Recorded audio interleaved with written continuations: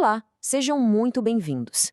Na nossa análise de hoje, a gente vai mergulhar fundo em uma das narrativas mais intensas, mais dramáticas e, sem dúvida, mais fundamentais de todo o livro de Gênesis, a história dos irmãos Jacó e Esaú. E olhem, isso aqui vai muito além de um simples conto sobre rivalidade familiar. O que temos em mãos é, na verdade, a saga da origem de duas nações inteiras, Israel e Edom. O nosso objetivo aqui é ir além da superfície, sabe? Fazer uma análise que seja ao mesmo tempo literária, histórica e até antropológica desse ciclo narrativo. A ideia é desconstruir as camadas do texto, tentar entender o seu contexto lá no Antigo Oriente Próximo e explorar como esse drama familiar tão íntimo acaba lançando as bases para um conflito geopolítico que vai ecoar por séculos e séculos de história. E para guiar nossa investigação, vamos partir de uma pergunta que é, na verdade, uma questão filosófica central. Afinal, o nosso destino é algo que já vem decretado, que é inevitável, ou é algo que a gente conquista com as nossas próprias mãos por meio das nossas ações, das nossas escolhas? A saga de Jacó e Esaú serve como um estudo de caso simplesmente extraordinário para a gente pensar sobre isso. Nós vamos examinar essa tensão constante entre, de um lado, uma profecia divina, que parece selar o futuro dos dois antes mesmo de eles nascerem, e do outro, a intensa agência humana que a gente vê em ação o tempo todo. E é uma agência humana marcada por tudo, né? Ambição, engano, conflito e, claro, consequências profundas e muitas vezes dolorosas para todos os envolvidos. Então vamos começar a nossa análise bem do comecinho, lá no ponto de origem de todo esse conflito, na gênese da rivalidade. É fascinante notar que, antes mesmo que os irmãos possam ter a chance de fazer qualquer escolha, seja ela boa ou má, o destino deles parece que já é traçado por uma palavra oracular. Tudo começa na gravidez bastante conturbada de Rebeca. A força dessa profecia aqui é algo que a gente precisa parar para pensar. Rebeca, sentindo uma luta violenta dentro dela, vai buscar uma resposta divina, e o que ela recebe é, na prática, uma previsão geopolítica completa. Vamos observar os elementos com calma. Primeiro, o texto não fala de dois indivíduos, mas de duas nações, de dois povos, ou seja, a disputa familiar já nasce com uma dimensão nacional. Segundo ponto, a divisão é dada como um fato, como algo inevitável. Eles se dividirão. Terceiro, existe uma dinâmica de poder clara. Um povo será mais forte que o outro. E, por fim, o ponto que era, sem dúvida, o mais chocante e subversivo para a cultura daquela época. O mais velho servirá o mais moço. Isso vira de cabeça para baixo toda a ordem natural e legal da primogenitura. Essa profecia, então, funciona como o grande motor de toda a narrativa que vem a seguir e cria um paradoxo fascinante. Pensem bem, se o resultado final já está determinado, qual é, então, o propósito de todas as ações humanas, de todos os enganos e de todas as lutas que a gente vai testemunhar a seguir? E essa profecia começa a se materializar, a tomar forma, desde o momento do nascimento. O texto faz questão de construir uma oposição fundamental, quase que simétrica, entre os dois gêmeos, como a gente pode ver bem aqui. Esaú, o primeiro a nascer, é descrito como ruivo e peludo. Essas são características que, no imaginário antigo, sugeriam um vigor quase animal, uma natureza mais selvagem. Já o Jacó nasce logo em seguida, e o detalhe é incrível, ele está agarrado ao calcanhar do irmão. O nome dele, Yaakov em hebraico, é um jogo de palavras com akev, que significa calcanhar, mas o verbo relacionado também carrega essa conotação de suplantar, passar a perna, enganar. O próprio nome dele já é um prenúncio das suas ações futuras. E essa posição só se aprofunda na vida adulta. Esaú se torna o perito caçador, homem do campo, enquanto Jacó é o homem pacato que morava em tendas. E para completar esse cenário de tensão, a família está dividida no afeto. Isaac, o pai, prefere Esaú. Já Rebeca, a mãe, aquela que recebeu a profecia, favorece Jacó. O palco para o drama está completamente montado. Resumindo bem rapidinho esta primeira sessão, o que a gente viu? A rivalidade entre Jacó e Esaú não surge do acaso. Ela é apresentada no texto como algo predestinado por uma profecia, que já estabelece uma inversão na ordem natural das coisas. E essa predestinação se reflete nas naturezas completamente opostas dos irmãos e também na divisão de afeto dos pais. Essas condições todas juntas criam a base para um conflito que parece, desde o início, absolutamente inevitável. Ótimo. Avançando agora para a nossa segunda sessão, a gente vai ver como essa tensão que estava ali latente vai finalmente se transformar em ação. Vamos analisar o primeiro ato concreto dessa rivalidade. É uma cena que, à primeira vista, parece simples, mas que é carregada de um significado imenso, onde o caráter de cada um dos irmãos se manifesta de forma cristalina e com consequências que vão durar para sempre. É o famoso episódio da venda da primogenitura. Mas antes da gente entrar na cena em si, é fundamental, é crucial entender o que estava em jogo. A primogenitura, a Bekorá em hebraico, não era só sobre receber mais terras ou mais ovelhas. No contexto do Antigo Oriente Próximo, era um status sagrado. Significava herdar a liderança da família, a autoridade sobre todos os irmãos e, no caso específico dessa linhagem, a continuidade da aliança e das promessas divinas que foram feitas lá atrás a Abraão. Era a herança do legado espiritual. Perder a primogenitura era perder o direito de ser o cabeça do clã, o líder. Portanto, o desprezo que Esaú demonstra por esse direito precisa ser entendido dentro dessa moldura cultural para a gente perceber a real gravidade do ato dele.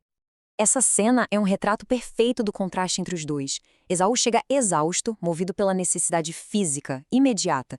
Ele tá com tanta fome que ele nem nomeia comida, ele só fala, me dá essa coisa vermelha aí. Jacó, por outro lado, com a mente fria, vê ali uma oportunidade de ouro. A resposta dele é imediata e totalmente calculista. Primeiro, me venda seu direito de primogenitura. Ele explora a fraqueza momentânea do irmão para obter um ganho de longuíssimo prazo. E a resposta de Esaú é o ponto central de tudo. Olha, eu tô morrendo de fome, de que me vale o direito de primogenitura? Ele troca um direito que era sagrado, que era eterno, pela gratificação instantânea de uma refeição. E tem uma ironia poderosa aqui. O texto diz que por causa daquele ensopado vermelho, que em hebraico é Adom, ele passou a ser chamado de Edom, que é justamente o nome da nação que ele viria a fundar. Ou seja, ele troca o seu destino por aquilo que vai dar nome a ele. E o narrador conclui de forma seca, lapidar. Assim, Esaú desprezou o seu direito de primogenitura. Em resumo, o que a gente pode dizer é que a venda da primogenitura está muito longe de ser um incidente trivial. É, na verdade, uma revelação profunda do caráter de cada um dos irmãos. Esaú, o impulsivo, focado no agora, no imediato, e Jacó, o astuto, paciente, com uma visão de futuro. Este é o primeiro passo de Jacó na sua jornada para conquistar ativamente aquilo que a profecia parecia já ter lhe prometido, demonstrando que ele não era do tipo que ficaria esperando passivamente o destino acontecer. Agora, é interessante que, antes da gente chegar no clímax da história, que é o roubo da bênção, o autor de Gênesis faz um desvio que parece estratégico. O capítulo 26 inteiro foca em Isaque e na jornada dele em Gerar. À primeira vista, pode parecer uma interrupção na história de Jacó e Esaú, mas na verdade é fundamental. Esta sessão serve para estabelecer o imenso valor e o poder tangível, real, da bênção patriarcal, que vai se tornar o grande prêmio da disputa que está prestes a acontecer. A sequência de eventos aqui é muito reveladora. Isaac enfrenta uma fome e o texto faz questão de narrar que a divindade renova a aliança abraâmica diretamente com ele. Em Gerar, Isaac prospera de uma forma quase sobrenatural. Ele semeia e colhe 100 por um resultado absolutamente extraordinário que só pode ser atribuído à bênção divina. Essa prosperidade toda, no entanto, gera o quê? Inveja e conflito. Os filisteus o expulsam e entulham seus poços, que eram a fonte da vida no deserto. A luta pelos poços, que tem nomes simbólicos como Ezeque, contenda e Sitna, inimizade, simboliza a luta pela sobrevivência. E a reação de Isaac é notável. Ele não reage com força militar, ele não briga, ele simplesmente se move e cava um novo poço. A força dele não está no seu exército, mas na bênção que o acompanha. E o clímax disso tudo acontece quando Abimeleque, o mesmo rei que o expulsou, vem até ele para pedir uma aliança de paz. E qual a justificativa? Nós vimos claramente que o Senhor está com você.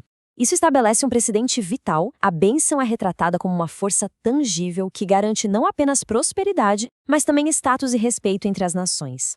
E tem também uma técnica literária fascinante em jogo aqui. O autor de Gênesis, de forma deliberada, constrói a história de Isaque com paralelos muito diretos à história do pai dele, Abraão. Os dois vão para Gerar por causa da fome. Os dois temem por suas vidas e dizem que suas esposas são, na verdade, suas irmãs. Os dois acabam fazendo uma aliança com um rei chamado Abimeleque, num lugar chamado Berseba. Isso não é falta de criatividade do autor, muito pelo contrário. É uma forma teológica sofisticada de reforçar a ideia de continuidade da aliança.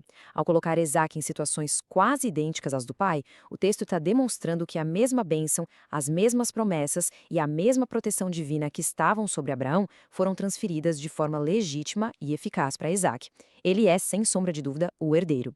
Portanto, para a gente resumir esta sessão, a história de Isaque em Gerar não é um desvio narrativo, de jeito nenhum.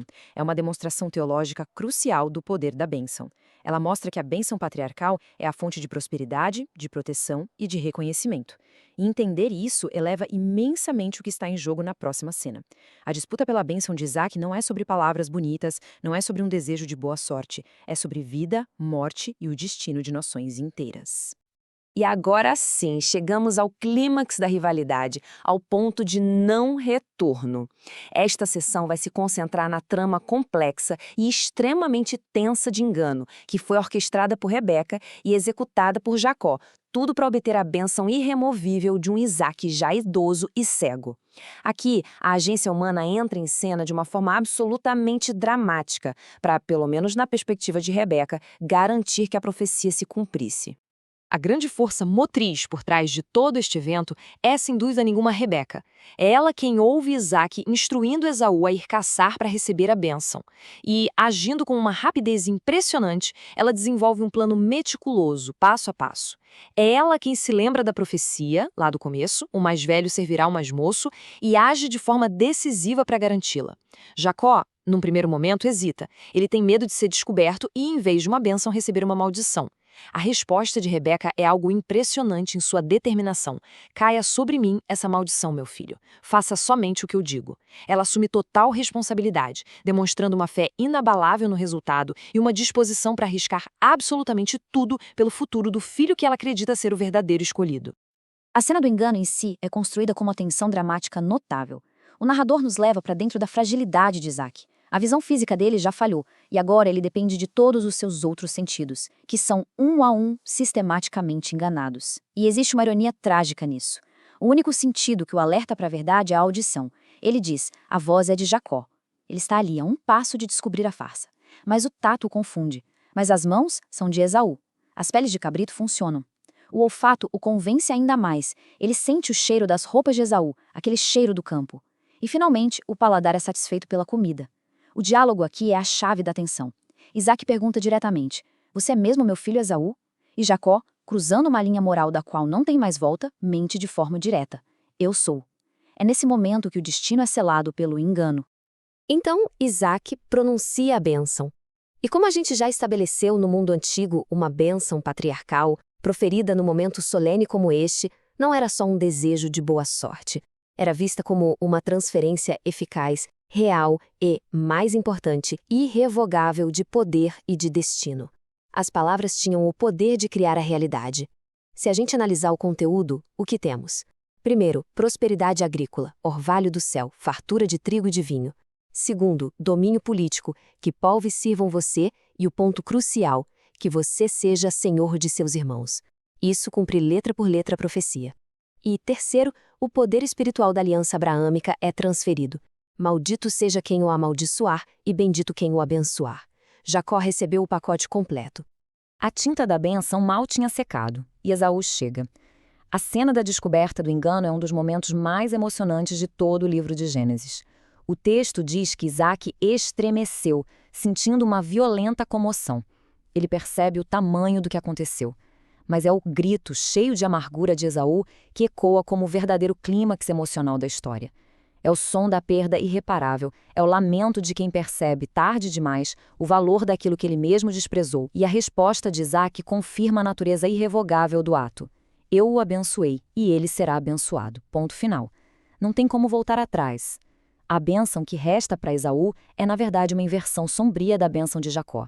Ele viverá longe da fertilidade da terra e pela espada, em constante conflito. Sintetizando essa sessão que é tão crucial, o que a gente pode dizer é que o clímax da narrativa é um ato de engano multifacetado que explora a fragilidade humana em todos os seus aspectos, a cegueira de Isaac, a impulsividade de Esaú, a astúcia de Rebeca e a ambição de Jacó. E o resultado de tudo isso é a transferência irrevogável do poder e do destino de uma linhagem para outra, cumprindo a profecia divina através de meios humanos que são, no mínimo, moralmente ambíguos.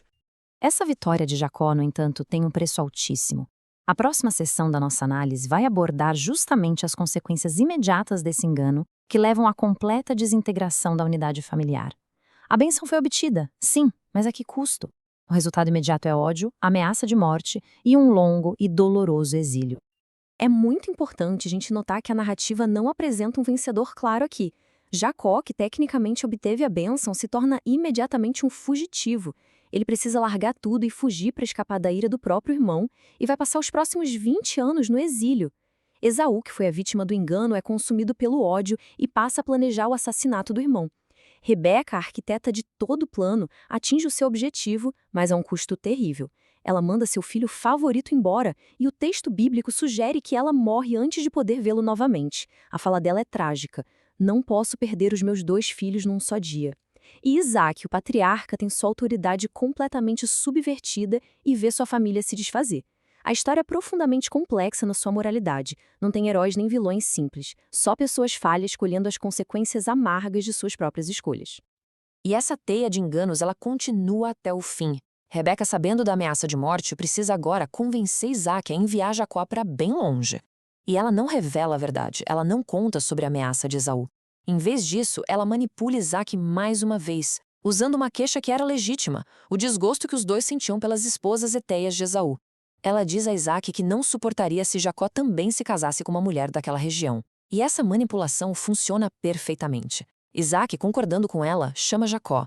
E o que acontece a seguir é profundamente irônico. Ele não apenas o envia para Padã Arã, como também confirma e reforça a bênção sobre ele, invocando explicitamente a bênção de Abraão. Ou seja, o engano final de Rebeca leva o patriarca, que já tinha sido enganado, a validar oficialmente o resultado do engano inicial. Em resumo, o que a gente vê é que a obtenção da bênção leva diretamente à fratura da família. O resultado não é de celebração, mas de exílio, de ódio e de perda. Isso demonstra uma lição teológica muito importante na narrativa. O cumprimento da profecia por meios humanos torturosos e enganosos não elimina as consequências dolorosas e duradouras desses atos para todos os que estão envolvidos. E agora, na nossa sessão final, a gente chega ao desenlace, à resolução da história. Depois de detalhar a fuga de Jacó, a narrativa se afasta dele por um momento para se concentrar no destino de Esaú. O capítulo 36 de Gênesis é um capítulo inteiro dedicado à genealogia dele, mostrando como ele, por sua vez, se torna o patriarca de uma outra grande nação. O ponto de partida para o destino de Esaú é a separação física e definitiva dos irmãos. O texto relata que, depois do reencontro deles anos mais tarde, Esaú pega suas esposas, seus filhos, todos os seus bens e se muda para a região montanhosa de Seir. O narrador até oferece uma razão prática para isso. Os bens deles eram muitos para habitarem juntos. No entanto, o subtexto teológico é inconfundível. Essa separação é o cumprimento final da profecia original lá do ventre de Rebeca. 2 povos, nascidos de você, se dividirão. A terra prometida a Abraão, Isaque e Jacó não poderia conter os 2. Um deles teria que sair. E é Esaú quem se afasta da linhagem da aliança, abrindo seu próprio caminho e fundando a sua própria nação, a nação de Edom. Muitos leitores simplesmente pulam o capítulo 36, achando que é só uma lista entediante de nomes. Mas, na verdade, ele é um documento geopolítico de extrema importância. Ele serve para demonstrar que a bênção menor de Esaú, aquela de que ele viveria pela sua espada, resultou sim na formação de um reino forte e organizado. A genealogia lista seus filhos, os chefes tribais que descenderam dele e, o mais importante de tudo, uma lista de reis. E o texto faz uma observação que é quase uma provocação. Estes são os reis que reinaram na terra de Edom, antes que houvesse reis sobre os filhos de Israel. Isso é crucial. Mostra que Edom se tornou uma monarquia estabelecida antes de Israel, destacando a rivalidade contínua entre eles. A profecia de que um povo será mais forte do que o outro não era estática. Em diferentes momentos da história, Edom se mostrou uma nação poderosa, cumprindo toda a complexidade daquela previsão original. Para a gente concluir essa sessão, a genealogia de Esaú em Gênesis 36 serve como o epílogo definitivo da rivalidade entre os irmãos. Ela confirma a separação que foi profetizada, estabelece Edom como uma nação distinta e soberana e prepara o cenário para a longa e muitas vezes conflituosa relação entre Israel e Edom, que vai percorrer toda a história bíblica que vem a seguir. Vamos então recapitular bem rapidinho os pontos principais da nossa análise de hoje.